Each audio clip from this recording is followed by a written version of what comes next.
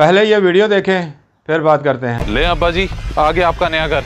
अब बगैर तमाशा किए जाएं प्लीज।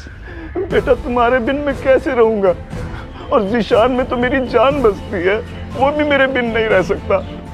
ऐसे ना करो, घर चलो, और बहू से तो मैं माफी मांग लूंगा। और ये सब आपको नाजिया से बदतमीजी करने से पहले सोचना चाहिए था। और आपके रोज रोज के तमाशों से तंग आके मैंने आपको ओल्ड एज होम छोड़ने का फैसला किया है। अब्बा जी वैसे मुझे आपसे उम्मीद नहीं थी। ये पकड़े बैग, मेरे पास ज्यादा वक्त नहीं है। बेटा मैं तुम्हें सारे रास्ते समझाता आया हूँ कि मैंने ना ही कुछ कहा है और ना ही कुछ किया। वो बात अधूरी थी जो तुमने सुनी, मगर शायद बाप के आगे बीवी की मोहब्बत जीत गई। देखना एक न एक दिन तुम जरूर पछताओगे। वैसे सही कहती है अब्बा जी नाजिया कि अब्बा जी की अब बड़ी उम्र हो गई है। खैर अल्लाह के हवाले।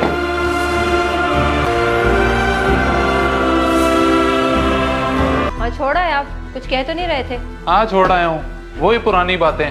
नाजिया झूठ बोल रही है, मैंने कुछ नहीं किया, ये वो। तौबा है, अब तो आपके सामने की बात है ना सारी। कैसे मुझे धमकी दे रहे थे? ये तो शुक्र है कि आप मौजूद थे, देखा था ना। हाँ हाँ सब सुन लिया था। एक ही बात को बार बार मत दोहराया करो। और जिशान किधर है? मुझ पे क्यों गुस्सा हो रहे हैं? जिशान अपने रूम में गेम खेल रहा है। आप भी फ्रेश हो जाए, मैं खाना लगाती हूँ। एक तो ये लड़का हर वक्त मोबाइल उठा के बैठा रहता है, जरा नहीं रोकती उसे।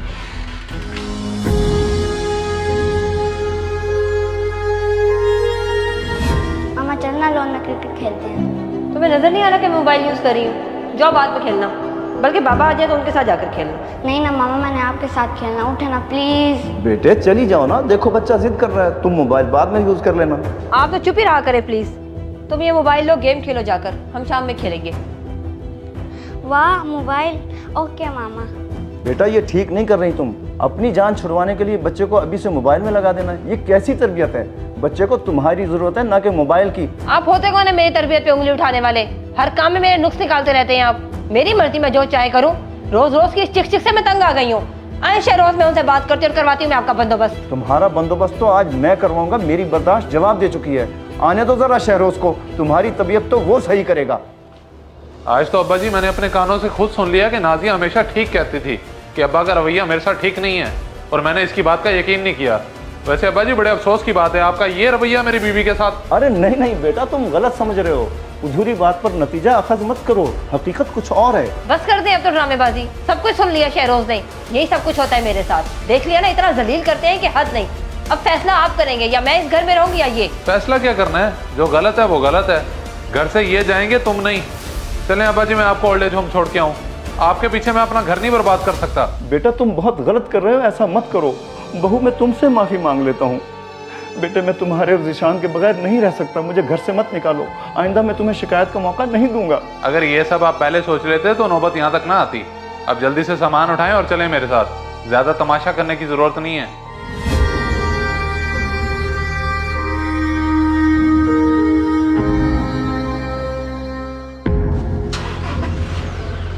बाबा बाबा मैं फर्स्ट आया क्लास में। Oh really? मेरा बेटा फर्स्ट आया क्लास में? जी बाबा, आपको अपना प्रॉमिस याद है ना, मुझे आपने वो वाली कार लेके देनी है। हाँ हाँ बेटा, मुझे अच्छे से याद है। तुम्हें ना बल्कि मैं शाम में आऊंगा वो कार ले दूंगा। पहले मुझे ये बताओ, मेरे बेटे ने बड़े होके क्या बनना है? बाबा मैं बड़ा होके आपसे भी बड़ा बिजनेसमैन बनूंगा। अच्छा जी, मगर बेटा बिजनेसमैन ही क्यों? बाबा फिर मेरे पास बहुत सारे पैसे होंगे, फिर मैं इससे भी बड़ा घर बनाऊंगा। अच्छा जी, फिर बेटा सबसे बड़ा कमरा तो मेरा ही होगा ना? नहीं बाबा, मैं तो आपको ओल्ड एज होम छोड़ाऊंगा, जैसे आप दादा अब्बू को छोड़ कर आए थे। कितनी बार इसको कहा है कि अपने बाप के सामने दादा का नाम न लिया करे।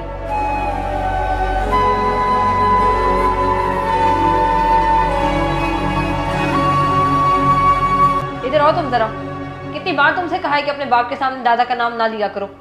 समझ नहीं आती तुम्हें? क्यों ना नाम लूं मैं दादा अब्बू का? वो हमसे कितना प्यार करते थे, आपने झूठ बोल के उन्हें घर से निकाल दिया। चुप करो तुम, वरना एक लगाऊंगी।